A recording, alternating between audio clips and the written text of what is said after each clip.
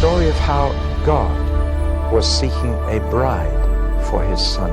Each book is different from every other book. I'm trying to give you the keys for you to unlock it for yourself.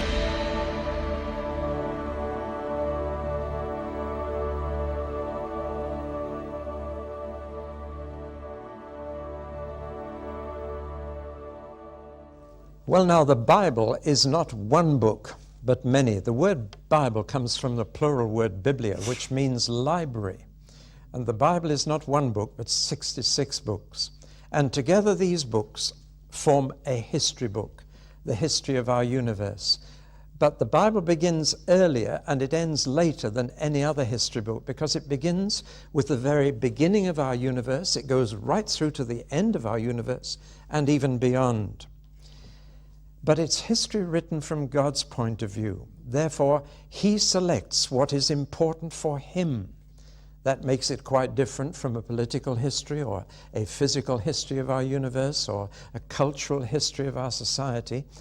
God selects very carefully the things that mattered to him, the events which affected him most deeply. Therefore, again, it's quite different from every other history. Now, there are two themes in the Bible. Number one, what has gone wrong with our world? And number two, how can it be put right? I think everybody agrees our world is not a good place to live in. Something has gone terribly wrong with it. And the book of Genesis tells us exactly what. But the rest of the Bible tells us how it's going to be put right, or rather, how God himself will put it right. Only God could solve a problem the size of our world. And he's going to do it by rescuing the human race from itself. For that's what we need to be rescued from, ourselves. That's what the word redemption actually means, to be rescued. And we need to be rescued from ourselves. So all 66 books form part of one great drama, which I'm going to call the drama of redemption. And the book of Genesis introduces us to the stage, the cast, and the plot of this great drama. And without the first few chapters of Genesis, the rest of the Bible would really not make any sense. The Hebrew title for this book is simply In the Beginning. That's because the Hebrew scriptures were in the form of scrolls all rolled up, and they would simply give each scroll the name of the first word or phrase in it, so that just unwrapping the first bit of the scroll, they could identify which book of their scriptures it was. So they simply call it In the Beginning. When the Hebrew Old Testament was translated into Greek, about 250 years before Jesus was born, they changed the name to Genesis, which means origin or beginning. And that's a very appropriate title, because here we have the origin of our universe, of the sun and the moon and the stars, of planet Earth on which we live. Here we have the origin of plants, birds, fish, animals, humans. Here we have the origin of sex, of marriage, and of family life. We have the origin of civilization, of government, of culture, both arts and sciences. We have here the origin of sin and death and murder and war. We even have here in this book the origin of sacrifice, both animal and human. So it's a remarkable book, just one small book, 50 chapters, and yet it covers the origin of all that. And it deals with ultimate questions like, where did our universe come from? Why are we here? And even more personal, why does each of us have to die? Something we rebel against, something we don't talk about or think about, something we dress up like a horticultural show to try and disguise the horror of it, but we all have to die. Why? Now, these are ultimate questions of life, and we need answers to them, or else we just drown these questions in busyness and forget them. But they can't be answered by any human being. The historians can't answer these questions. They can't tell us how it all began, because no historian was there either to observe or record how it happened. Scientists can't tell us about the beginning of our universe. They can go back to the beginning, but they can't go beyond that. They can't observe anything beyond that. So they can't tell us how it began, and therefore much more they cannot tell us why it began. Science cannot find a purpose for this universe coming into being. They can tell us some details of how it came about, but certainly not why. Philosophers can't answer these ultimate questions. They can only guess.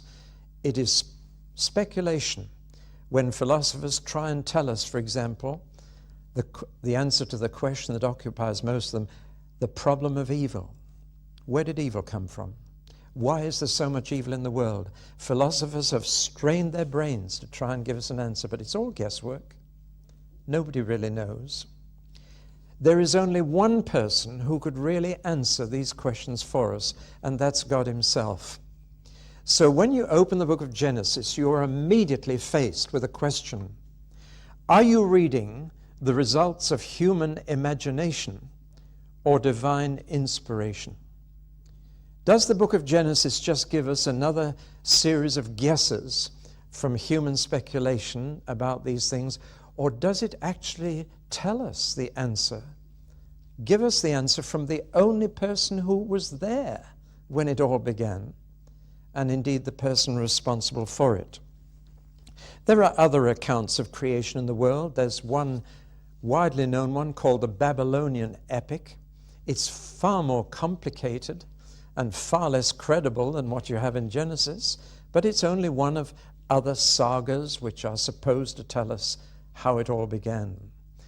You should read some of them just to compare them with the sheer simplicity and convincing nature of Genesis 1. But you must decide when you read Genesis, are you reading the product of a human imagination or a divine inspiration? So you've got to take a step of faith before you open the book. But actually, science is based on steps of faith. I've got a science degree, and I know that in science you produce a hypothesis, a working theory, and then you test it to see if it fits the facts. That's how science progresses. It's built on such leaps of faith. So you leap in faith into a theory, and then you test it with the facts. And therefore I believe that the approach of faith is scientific from that point of view. And I say, take a step of faith in Genesis, assume it is God's answer to these questions, and then see if it fits the facts. And there are two big facts that stare me in the face, which are perfectly explained by the answer in Genesis. Fact number one, what a wonderful world we live in. Isn't it incredible? The universe is amazing, but this planet is the most interesting thing in the universe. It's got more variety in it, it's got life in it. We live in a wonderful world, and the more you watch nature programs on television, the more wonderful it appears to be. And the wonders of modern photography are revealing so much to us. Do you like watching those programs? What a wonderful world we're in. And the other fact is this: it's been ruined by those who live in it. Now, these are two facts we all have to live with, and we're becoming more and more conscious of the environment and what we're doing to it.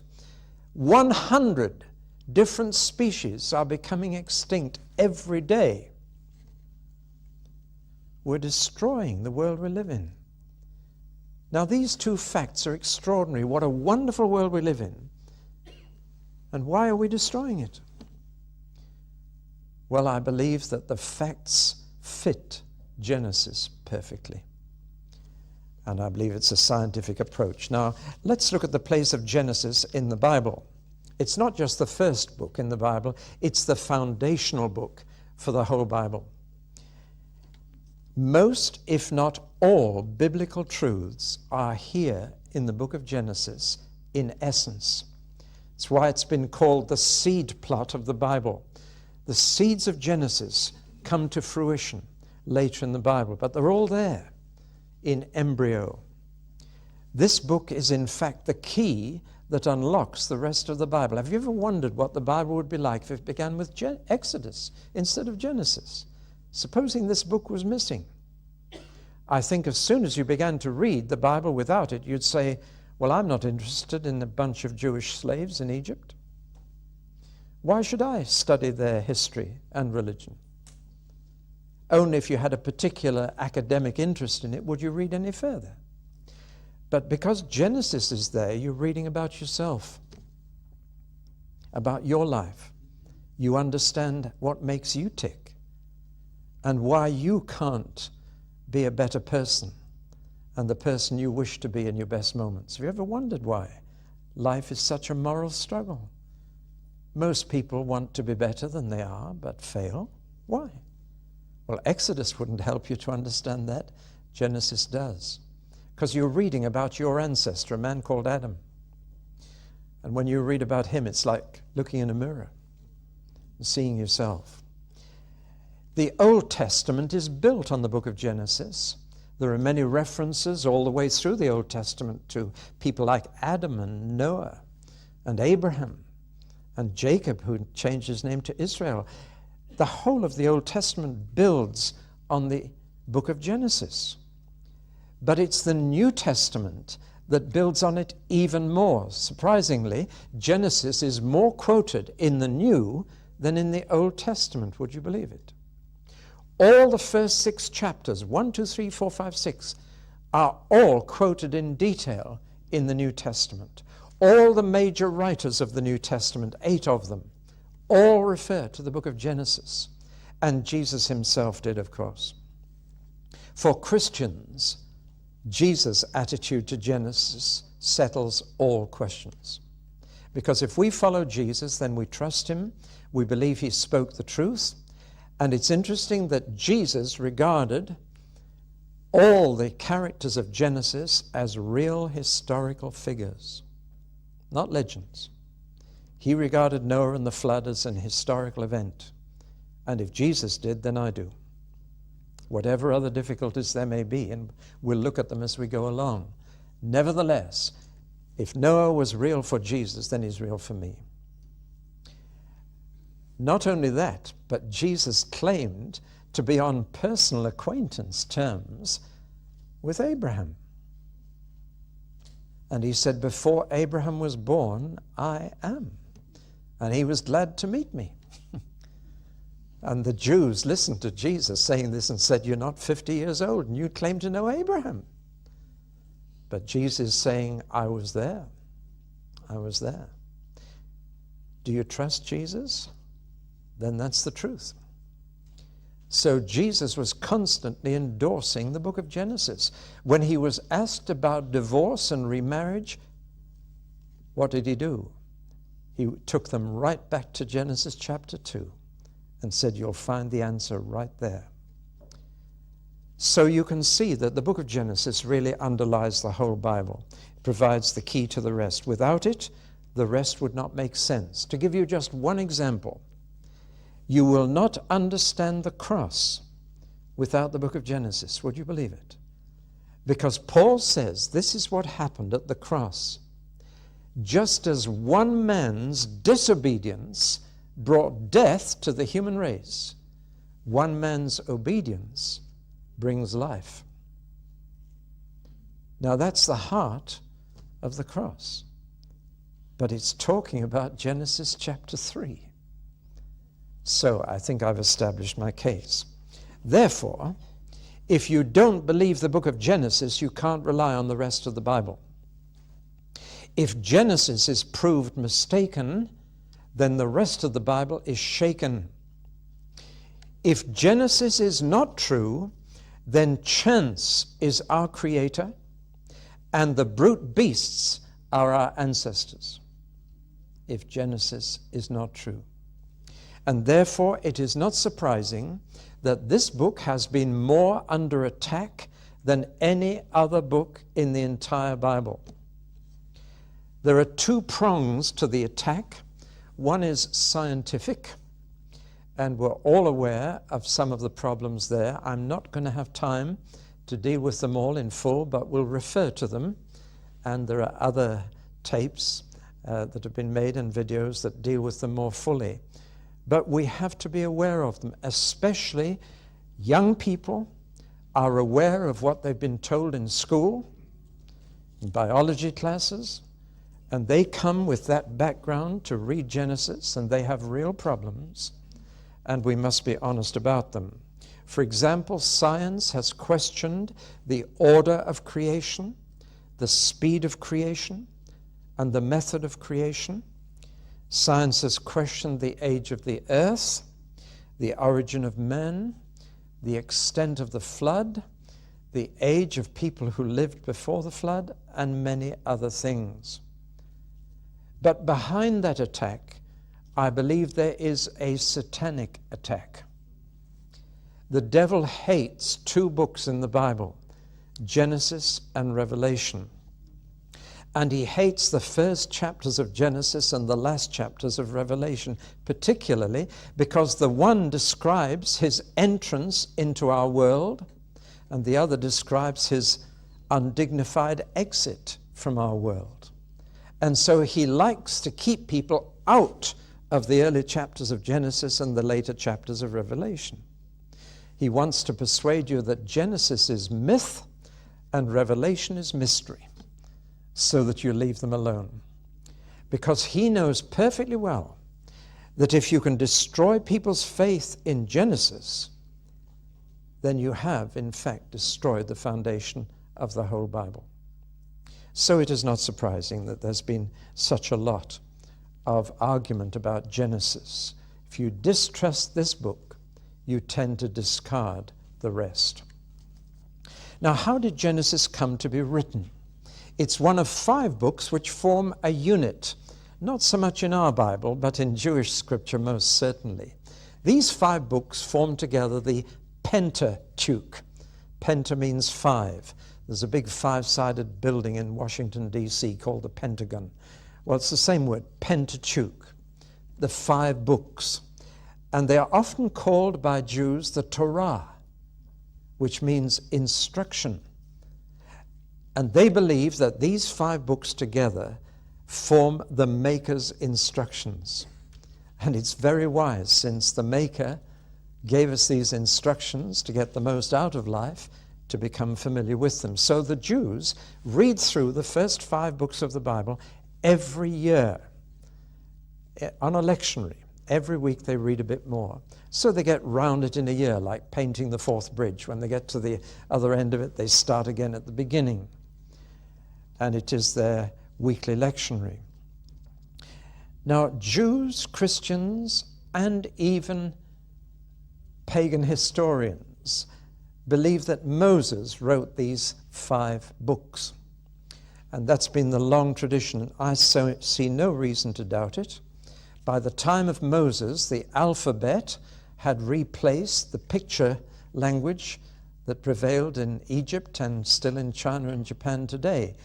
But that had been replaced by an alphabet. And remember that Moses was university educated.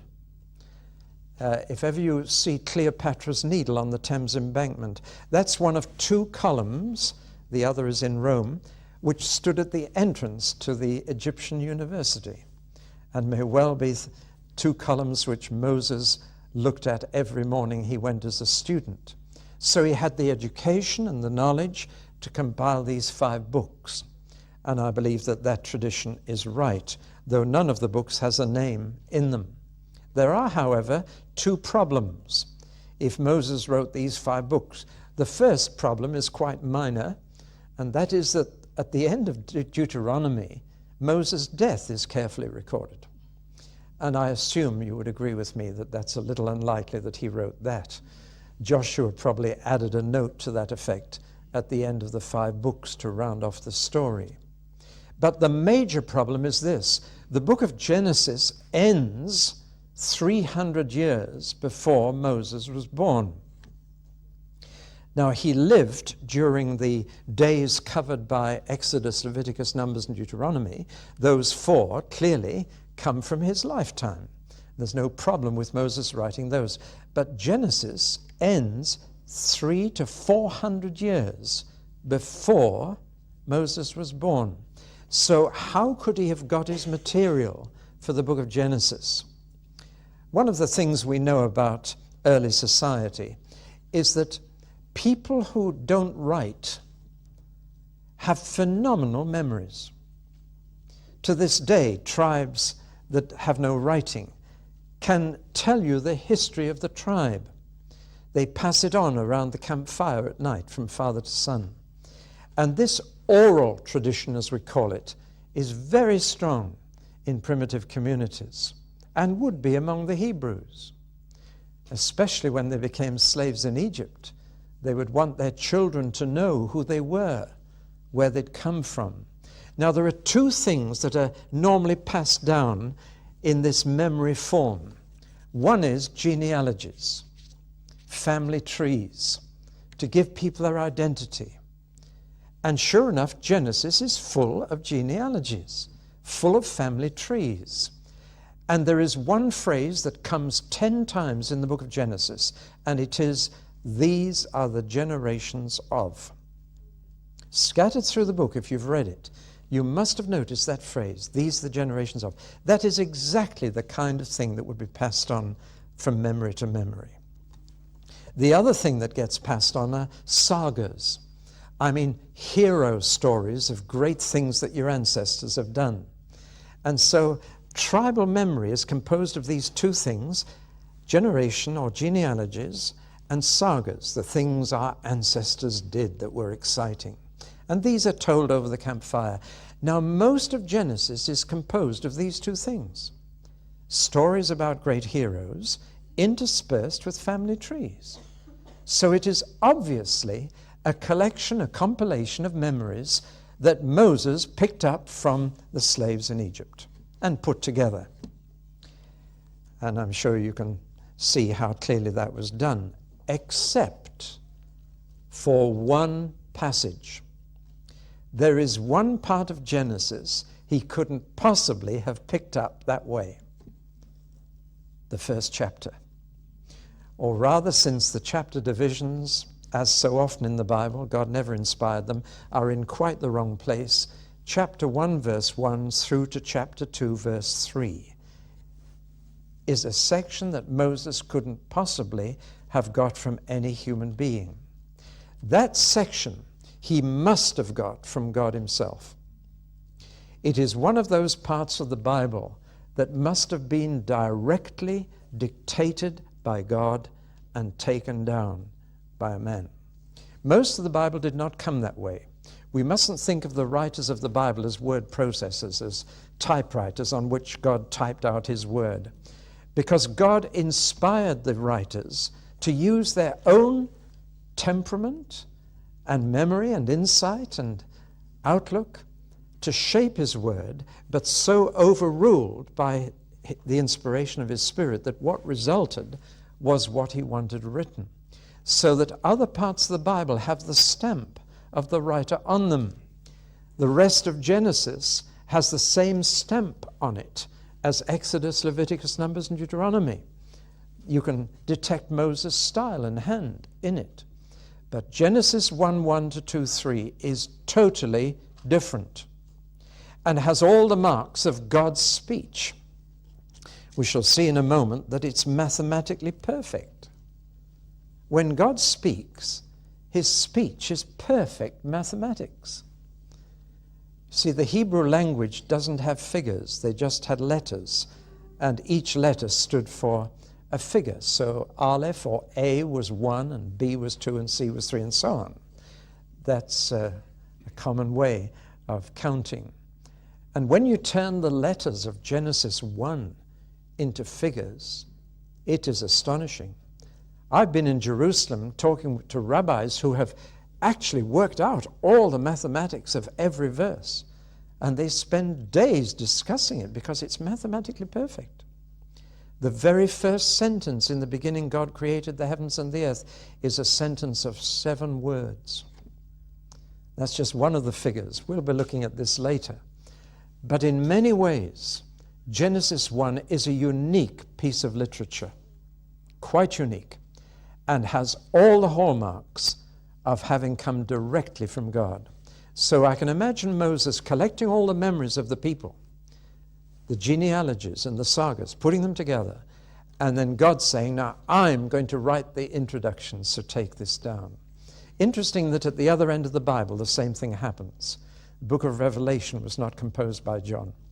He was simply shown visions and given words and told, now write this down, write this down, write this down. And of course, at both ends of the Bible, you've got things that man couldn't possibly think up because they're both beyond the reach of his imagination. So God had to dictate, as it were, the beginning and the end of his word. Psalm 103 says, God made known his ways to Moses. I believe in handling Genesis 1, I almost feel like taking my shoes off. You really are on holy ground. You're listening exactly to God's word, making known his ways to Moses. I have one proof that Moses wrote Genesis 1 down, and that it was not known before the time of Moses. And it's this: there is no trace of the Sabbath until the time of Moses. There is no trace of Adam or Noah or Abraham or Isaac or Jacob taking a day off every week. Indeed, there is no trace of the week. Everything is in months by the moon and years by the sun.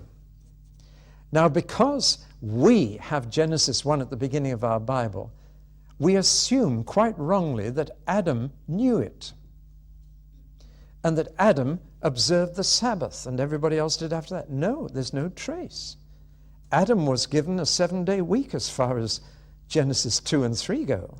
He looked after the Garden of Eden every day, had a bit of time with the Lord in the evening, in the cool of the evening, but every day he was working. He had a 7-day week. And Abraham, Isaac, and Jacob were herdsmen, and cows don't take a Sabbath. I know that. I used to get up at 4 every morning to milk 90 cows, and I wish they did take a Sabbath, but they didn't. The Sabbath is unknown in nature. It was through Moses that God revealed that he'd made the world in 6 days and taken a day off on the 7th. It is from then on that the Sabbath becomes a feature of life. And indeed, when Moses gave the commandment to remember the Sabbath day, he added the explanation, because God created the world. As if this is new knowledge to them, as if he just told them. So that is a proof that Genesis 1 was dictated to Moses and was not known before his day. There are 1 and 2 other indications of that as well. So we turn at last to the book itself and to this amazing chapter with which it opens. We're going to spend quite a lot of time in the chapter. And I just want to spend the rest of this talk on the first 4 words. In the beginning, God. Genesis is full of beginnings, the beginning of everything else except God. God doesn't begin here. And that's a very important point. God is already there when the Bible opens. He was already there when the universe came to be. He has always been there. You see, there has to be an eternal something or an eternal someone who was always there in order to bring our universe into being. Because nothing never turns into something by itself. Am I stretching you a bit? It's a bit of philosophy for you, a bit of homespun philosophy. But nothing ever becomes something by itself. There has to be a cause. And that cause is either an eternal something or an eternal someone. And the Bible begins by saying it was an eternal someone. And therefore the schoolboy's question, who made God, is nonsense. That's like asking, can you have a square circle? Or can you fry ice?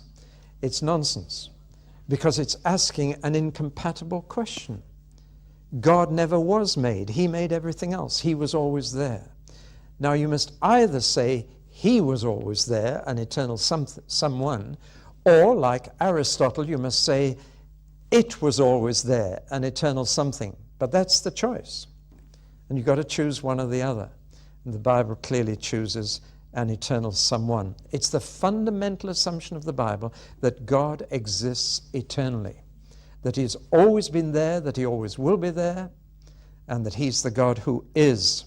His very name is a participle of the verb to be, being. Some years ago I was praying and I said, Lord, please give me an English word to correspond to the Hebrew Yahweh that would give me the feel of its meaning and excite me. And immediately into my mind came this word, always. That's very close to God's name, always. He's always there. He is always. That's the nearest I can get in English to the Hebrew Yahweh. In other words, the Bible never tries to prove the existence of God. It's a waste of time as far as the Bible is concerned. He's there, and he's always been there. And you assume that. To try and prove his existence, as I've said, is a waste of time. He's just there. He doesn't have to be explained. What has to be explained is the existence of everything else. Now, this is the very opposite of modern thinking. Modern thinking says, everything else was always there. Now you've got to prove to me the existence of God. But no, the Bible says God was always there, and we have to explain now why anything else is there. And that's how the book of Genesis approaches this huge question. By the time of Moses, of course, everybody knew that God existed. He had rescued them out of Egypt. He divided the Red Sea. He drowned the Egyptian army. They knew that God was real. When you've been through an experience like that, you don't need proofs for the existence of God. But I'm afraid modern man does, because he hasn't experienced these things, and he wants proofs. When you read Hebrews chapter 11, you read two things about creation. Number one, you read this: by faith we understand that the universe was formed at God's command, so that what is seen was not made out of what was visible. And then a little later, the same chapter says this: whoever wants to find God must first believe that he exists and that he rewards those who earnestly seek him. In other words, the Bible says, assume he's there, assume that he wants you to find him and to know him and to love him and to serve him, and then see what happens. But start by accepting that in the beginning God was already there. Now, the subject of Genesis 1 is not creation, but the Creator. That's the first mistake we make. It's not about how our world came to be primarily, it's about who made it come to be. And in fact, in just 31 verses, the word God comes 35 times. Almost as if it's saying, God, God, God, God. This is about God. It's not so much the story of creation, it's a picture of a creator. And when you ask, what does Genesis 1 tell us about God? You find yourself with a long list. And I've just made a list here for you. Number one, I find out that God is personal. He has a heart that feels. He has a mind that thinks and can speak his thoughts. He has a will and makes decisions and sticks to them. All this is a personality. God is not an it. God is a he. He's a full person with feelings, thoughts, and motives like we have. Secondly, God is powerful. When our late daughter was a little girl, I remember reading Genesis 1 to her from a children's Bible. And when I'd finished, she just sat there quietly, and then she said, no sooner said than done. And that was her summary. It's a good summary. What power! What power just to say a thing and it happens. What authority! You've got to be pretty high up to do that sort of thing. And the first 10 commandments in the Bible are all in Genesis 1. Did you know there were 10 commandments there? Count them up. Later he would give 10 commandments to us, but the first 10 commandments were given to our universe. Next, he is uncreated. He's already there. He always was there. He is being. He is always. But how creative he is when you learn that there are 6,000 varieties of beetle. What an artist, what imagination. No 2 blades of grass the same, no 2 snowflakes the same, no 2 grains of sand the same. What imagination. How creative. We can produce 7 million Volkswagen Beetles all the same. But he has this creative mind. The imagination gives great variety. There are no 2 of us the same. Look at us. What variety. He is an orderly God. The symmetry and the mathematics of the universe are such that a Jew could find out that E equals mc squared, and that this applies to the whole universe. It's mathematically so ordered. We'll see more of that later. He is a singular God because all the verbs are in the singular. In the beginning God created. The word created there is singular. But he is also plural, because the word God is not in the singular, it's in the plural. And it's not just a simple plural. Here would be the 3 words. Elohah means one God. Elohim means 2. But Elohim means 3 or more. And the word used here is 3 or more. So in the first sentence we have, in the beginning, a God who is 3, created, but he must be 1. Isn't that astonishing? He's a 3 in 1 in the very first sentence. And it takes the rest of the Bible to explain what that means. But fancy using a triple word for God with singular verbs all the way through Genesis 1. Above all, Genesis 1 says he's a good God. Sometimes when I have to choose a subject 6 months before a meeting, I can never think that far ahead, so I just say good God. And I said that covers everything I ever want to say. And twice now, posters have appeared with a horrible picture of me on them, and then good God above. And meetings have been packed. But God is good. And therefore, everything he makes is good because he is good. That's the message of Genesis. Be under no mistake about this. Evil is not God's creation. He is a loving God and wants to bless those he makes. He's a living God who's active in this world, speaking in this world, doing things in this world. He is a speaking God who communicates to us and wants to relate. He's a God who is like us. If we are made in his image, he must be like us, as well as we must be like him. And yet he's a God who's unlike us, because the one thing we can't do is create. We can make things out of something else, but we can't create things from nothing. We cannot speak, and there it is. So he's unlike us. Well, finally, I want to finish this talk by pointing out that God is never identified with his creation. There is a distinction between creator and creation from the beginning of the Bible, and we must never get those confused. The New Age is confusing them now. The creator is separate from his creation. He can take a day off and be quite apart from all that he has made. We must never identify him with what he has made. To worship his creation is idolatry. To worship the Creator is the truth. And in the next talk, we'll look at some of the other implications of this amazing first chapter of Genesis 1.